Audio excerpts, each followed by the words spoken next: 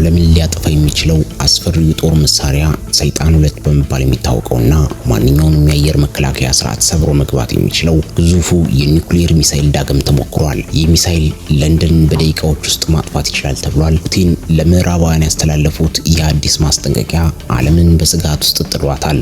ሳርማት ወይም በምዕራባውያን አጠራር ሰይጣን 2 የተሰኘው እጅግ ዘመናዊና አውዳሚው የባላስቲክ ሚሳኤል በድጋሚ መሞከሯን አስታውቃለች። እንደ ክሬምሊን መግለጫ ከሆነ ይህ ሚሳኤል በዓለም ላይ ካሉ የትኞቹም የጦር መሳሪያዎች እጅግ የላቀ ነው። ይህ የሚሳኤሉ ስብስብ ስርዓት በዓለም ላይ ካሉ እጅግ ኃይለኛ ሲሆን የሚሸከመው የጦር አረር ከየትኛውም የምዕራባውያን አምሳያ ሚሳኤል በ4 እጥፍ ይበልጣል። ይህ ሚሳኤል ከ35000 ኪሎ ሜትሮች በላይ የመጓዝ አቅም አለው።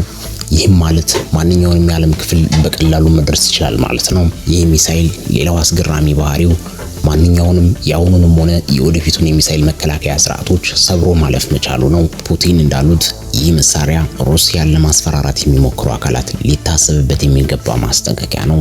ሪፖርቶች እንደሚያመለክቱት ሩሲያ ይህን ሚሳኤል እስከ ዓመቱ መጨረሻ ሙሉ በሙሉ ወደ ስራ ማስገባት አቅዷል። ይህ የሩሲያ እርምጃ በዩክሬን ጦርነትና ከምዕራባውያን ጋር ባለው ውጥረት ወቅት መከሰቱ ጉዳዩን አሳሳቢ አድርጎታል። ክሬምሊን በተለይ የብሪታንያውያን ዳውኒንግ ስትሪት ኢላማ ሊያደርግ እንደሚችል የሚገልጹ መረጃዎችም እየወጡ ይገኛሉ። ሰሞኑን ምዕራባውያን ዩክሬንን በመጠቀም ሩሲያ ላይ ሲሳለቁባት ነበር።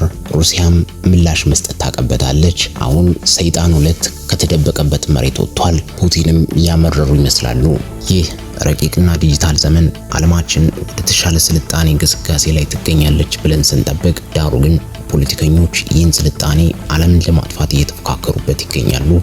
የፖለቲከኞች ትኩሳትና ጭስ የኋላ ዓለምን የሚወጥ የእሳት በላ እንደሚተፋ አልተረዱም ወይስ እንዲሁ የቃላት ጦርነት ብቻ ነው? ይህን አብረን የምናየው ይሆናል። እናንተስ በዚህ ጉዳይ ላይ ምን አስተያየት አላችሁ? ሩሲያ ይህን መሳሪያ መሞከሯ የዓለምን ሰላም ምን ያህል ያናጋዋል? አስተያየታችሁን በኮሜንት መስጫው ላይ አካፍሉን። ለተጨማሪ ሰበር ዜናዎች ቻናላችን ሰብስክራይብ በማድረግ ቤተሰብ ይሁኑ። አመሰግናለሁ።